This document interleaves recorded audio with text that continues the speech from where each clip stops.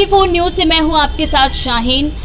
आज हम सरकारी योजनाओं के बारे में बात करेंगे। सरकारी योजना जो जनता के लिए बेहद ज़रूरी है, लेकिन क्या हो जब सरकार ऐसी योजनाओं को समक्ष लाकर रख दे जिसे जनता त्रस्त हो जाए।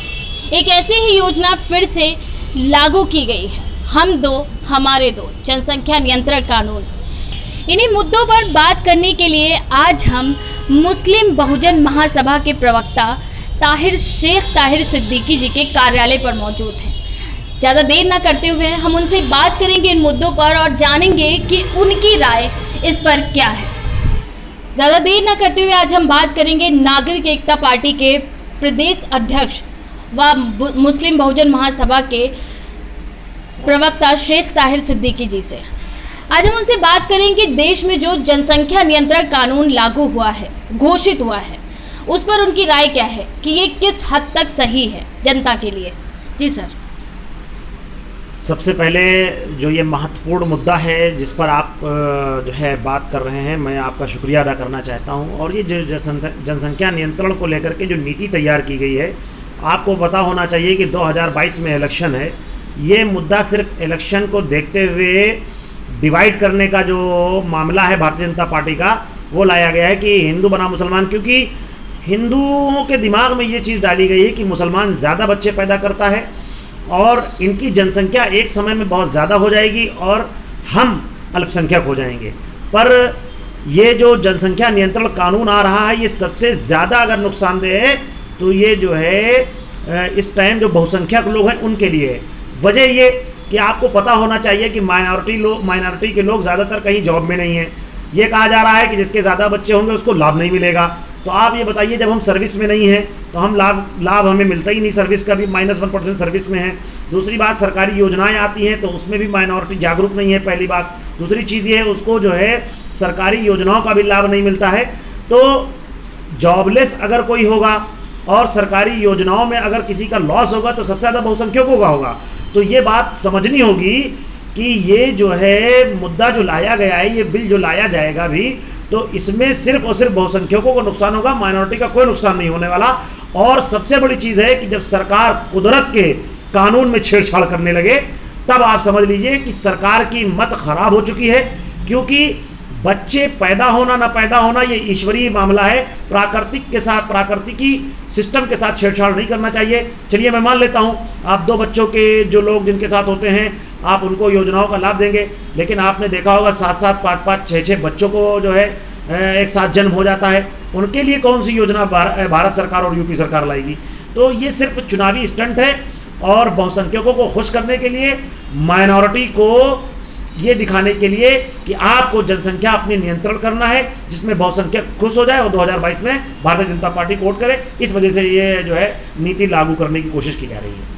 लेकिन सर, ये भी तो हो सकता है कि जो आने वाला समय हो, जिस तरह से सरकार ने ये नीति लागू की है, लोगों को शिक्षा और भी ज़्यादा मिले, बेहतर सुविधाएं मिलें और ये एक तरह से सही भी हो सकता है। अभी सरकार ने कहा जनसंख्या विस्फोट। अब आप हमें ज़रा बताइए कि इंडिया में कहाँ जनसंख्या विस्फोट है? कोई जनसंख्या विस्फोट अभी तक दिखा आपको? नहीं दिख रहा है। देखिए होता क्या है, सरकार जब किसी भी चीज़ को टारगेट करती है अपने फ़ायदे को लेकर के, तो उसने 2022 के इलेक्शन को टारगेट रखा है, तो जनसंख्या विस्फोट बताया जा रहा है। जैसे आपको राष्ट्रीय सुरक्षा का हवाला लेकर के सरकारें जो है तरह तरह की अफवाहें फैला करके एक जो है मोटिवेशनल जो है माहौल पैदा करके लोगों को जो है अपनी तरफ खींचते हैं। तो इसी तरीके से ये भी काम है। कोई जनसंख्या विस्फोट नहीं है और ना ही जनसंख्या कोई बढ़ने वाली है। हर आदमी अब समझदार है, क्योंकि बेरोजगारी इतनी चरम सीमा पर है, आदमी के पास जो है खाने के लिए नहीं, महंगाई इतना है, तो वो हर आदमी कंट्रोल कर रहा है। ये देखिए, अशिक्षित होना ये अलग चीज़ है और जनसंख्या नियंत्रण कानून बनाना अलग चीज़ है। आप इसमें लोगों को जागरूक करें, कानून बनाने से ये समस्या का हल नहीं होने वाला।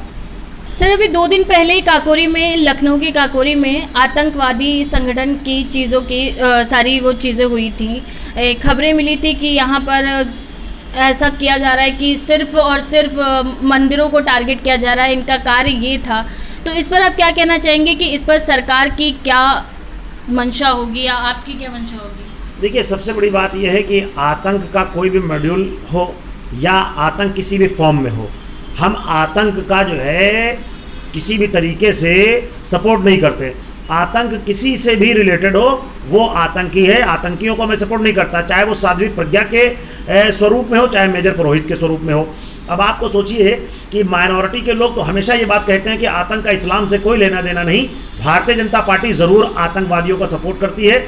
आज बेल पे साध्वी प्रज्ञा हैं और वो आतंकवादी गतिविधियों में लिप्त रही हैं, आज वो जमानत पे हैं, अभी आरोप मुक्त नहीं हुई हैं। उनको जो है सांसद बनाया गया है, भारतीय जनता पार्टी का टिकट दिया गया। तो आप समझ लीजिए कि कौन लोग आतंकवादियों को सपोर्ट करते हैं और कौन आतंकवादियों के विरोध में है। अभी जो आप काकोरी में जो आप बता रहे हैं कि 2 आतंकी पकड़े गए हैं और वो अलकायदा से जुड़े हुए थे, देखिए ये घिसी पिटी जो है एक स्टोरी जो है ATS के पास लिखी है, कुकर बम मिला और ये फला ढिमका ब्रेकिंग न्यूज़ बनाई जाती है। लेकिन मैं आपको दावे के साथ ये कहता हूँ 8 साल 10 साल 12 साल के बाद जब ये ट्रायल चलेगा, ये कोर्ट से निर्दोष साबित होंगे और इनको जो है गारंटेड मैं कह रहा हूँ बाइज्जत बरी किया जाएगा। तो मैं सरकार को ATS को ये कहना चाहता हूँ, आतंकवादी गतिविधियों में जो लोग लिप्त हैं 10 साल उनका केस न चलाया जाए, मात्र 1 साल के अंदर ऐसे आतंकवादियों के मामले में केस को ट्रायल चलाया जाए और उनको सजा दी जाए। क्योंकि 1 साल के अंदर जब ये साबित हो जाएगा वो आतंकी हैं तो वो जो है उनको फांसी दी जाए, मैं तो ये कहता हूँ। और वो चाहे माइनॉरिटी के हों और चाहे वो बहुसंख्यक समाज से कोई जो है आतंकी हो, मगर 10-10 साल 12-12 साल आप ट्रायल चलाते हैं, उनकी ज़िंदगी को तबाह कर देते हैं, बाद में वो निर्दोष साबित होते हैं। तो अब आप ये बताइए उनकी जो ये 12 साल 20 साल 25 साल जो ज़िंदगी तबाह होती है उसकी सेफ्टी कौन करेगा, उसकी गारंटी कौन लेगा।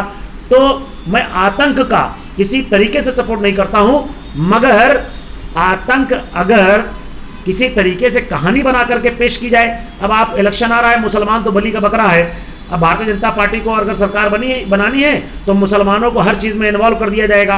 भारतीय जनता पार्टी का कोई भैया दीन धर्म नहीं है, वो राम राज की बात करते हैं, वो न राम के हैं। कभी वो हमारे सैनिकों को बलि का बकरा बनाते हैं, कभी माइनॉरिटी को बलि बकरा बनाते हैं। तो देश और समाज के लोग, हमारे देशवासी इस चीज़ को समझ रहे हैं।